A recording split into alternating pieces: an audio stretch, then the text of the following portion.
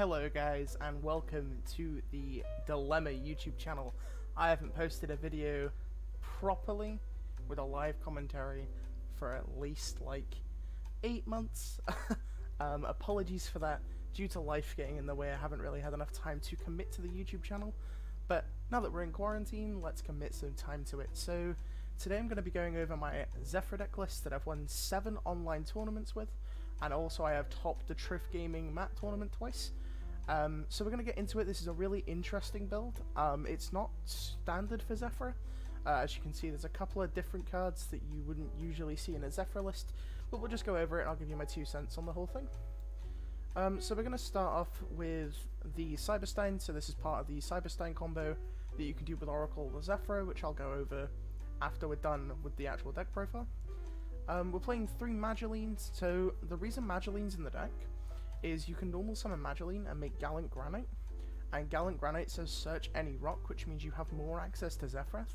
So in total, you play your 3 Zefrath, your 3 Oracle, your 3 Providence, your Terraforming, so that's 9 there, and then you add an additional 3 copies, so you're essentially playing 12 copies of Zefrath.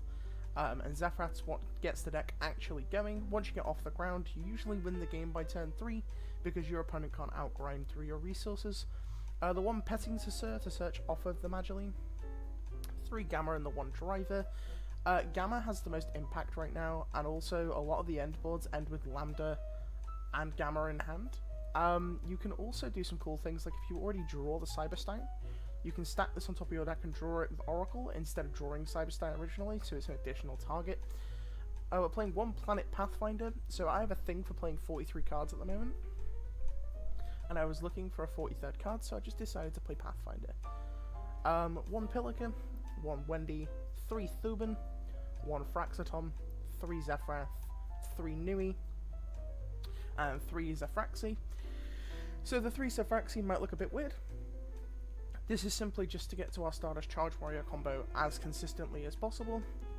We didn't max out on the level 3s, simply because they don't have inherently good effects, but they are level 3s for the Stardust combo. You can consider playing a second Wendy over the Axiton, but I personally really like Axiton in the deck. With decks like Altergeist and Eldritch in the game, Zefraxiton makes the game a lot easier for you.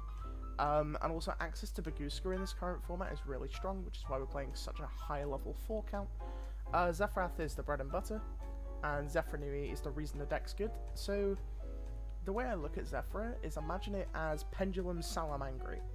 So the way the deck works is instead of recycling Gazelle over and over, you're going to recycle Zefra Nui over and over until you get to a point where you can just kill them. It gives you access to Providence, Path, 9 Pillars, War,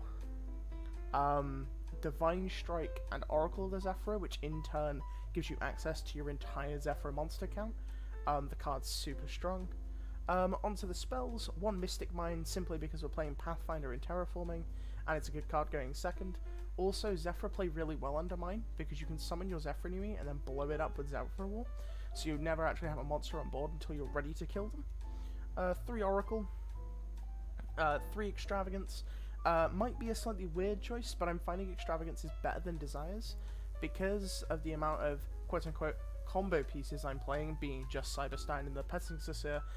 I'm finding Extravagance really strong because I don't draw in any other way, and the extract doesn't really matter outside of Exterio, Charge Warrior, Granite, and Lambda. You don't really regret playing this card at all. 1 Rotor to consistently get to Thuban and Axiton, 1 Terraforming, 1 Path. Path's really good against Eldritch and Salamangreat, which is why it's in here. It's also quite good against the Marincess deck, which has been popping around on the Dueling Bit ladder. 3 Providence, 9 Pillars, Divine Strike, and 3 War. War is a really good card, and I don't think I'd cut it to below 3. I think War is super, super strong. And that's it for the main deck, 43 cards. The side deck is 3 Sphere Mode, 1 Vanity's Ruler. So against some decks, the Cyberstein combo won't work, such as Burning Abyss. So you just search Vanity's Ruler instead, it does the same thing. 3 Cosmic Cyclone, the other 2 copies of mine. 3 Evenly, and 3 Lancia. I don't think I need to explain these cards, they've been commonly played in the game. One thing I will mention though is no Dark Ruler no more. So I decided to play Sphere Mode over Dark Ruler no more, simply because Zefra have a problem with clearing a large field, especially my version, that's much more going first heavy with very few going second cards. The idea behind playing the Sphere Mode is the fact that you can remove the interaction Adamantipator have, make your own board, and then just sort of ping away their resources. It's really strong. The extra deck is 2 Exterior, 1 Chaofeng, 1 Metaphys Horus, 2 Stardust Charge, 1 Sheridan for our Metaphys Horus combo, 2 Granite, 1 Baguska, 1 Boral Sword, IP Masquerena, Unicorn, and double Lambda. You can consider cutting the Sheridan and the Horus for a second Boral Sword and a second Baguska, but it's just not something I've particularly wanted to do. So I'm going to quickly show you guys the Zefra combo, or just a test hand, and we're just going to see what the test hand looks like, and we're going to see what we can do with it. So we'll start off with the Extravagance. So in theory, every hand should be able to do the same thing in this deck. Despite drawing double Gamma, I think we still get to do the normal stuff. So Oracle's going to grab us our Zefrath.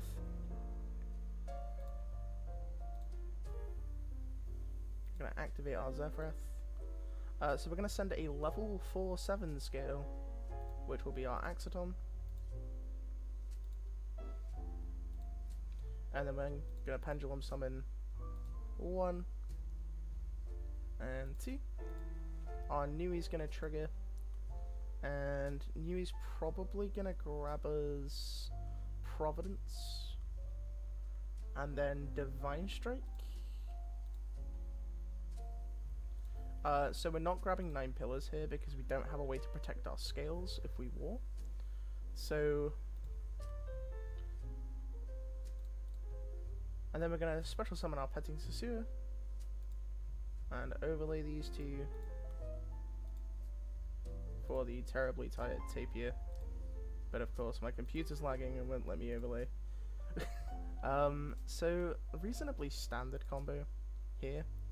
So we're just going to reset our deck and go again. So that's relatively standard. You can actually search 9 Pillars and search War there, but there's simply no need. So this is one of the brick hands you can stumble across, is where you don't open a scale to go with your Zefrath. So the only hands you'll ever brick is when you open Zefrath and no other scale, or you open no access to Zefrath and lots of scales don't do anything. Like, you can win the games where you open multiple scales and no Zefrath, but it's really hard to win the games where you open Zefrath and no real play. So this hand is Cyberstone combo. So we're going to use our Oracle to search for Phraxi. We're going to activate our Zefrath, and we're going to send the Zefra Nui, providing I don't just banish it face down. We're going to activate Thuban, and then we're going to Pendulum Summon 3.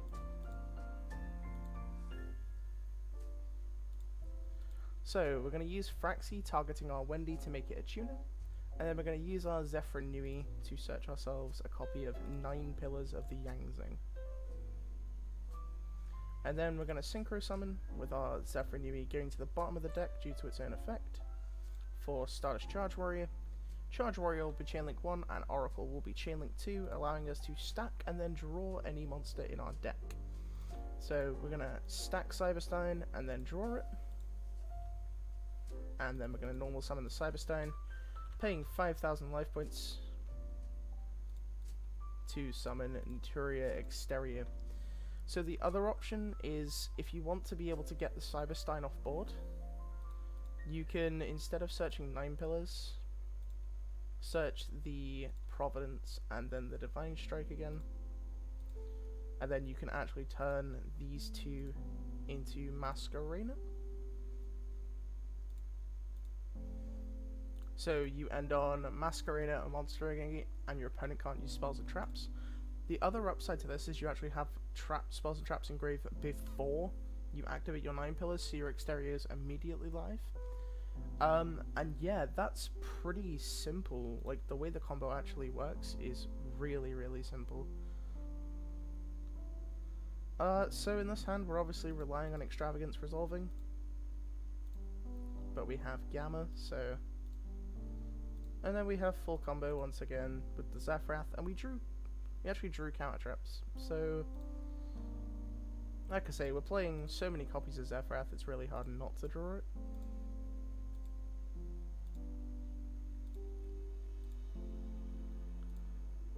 So we're Pendulum summoning Nui. So our extra monsters in. And we're searching ourselves a copy of 9 pillars. And now we have 9 pillars, Divine Strike, War. If we didn't draw these two, we would have had 9 pillars plus War, because we'd have searched it off of Nui. And that's really simply how it goes. Your main aim is just to summon Nui and get a trap. And if you open really well, then you summon Exterio, and that's pretty much how it goes. That's going to be it for this video, guys. If you did enjoy, please hit the like button. I'm so close to 200 subscribers, and I didn't even realize. Shout out to Yugi Joe, who originally promoted my channel and got this Zefra deck list out there with a couple of slight changes. I hope you have an amazing day. Please support the channel as much as you possibly can, and I'll see you throughout the rest of quarantine. Peace.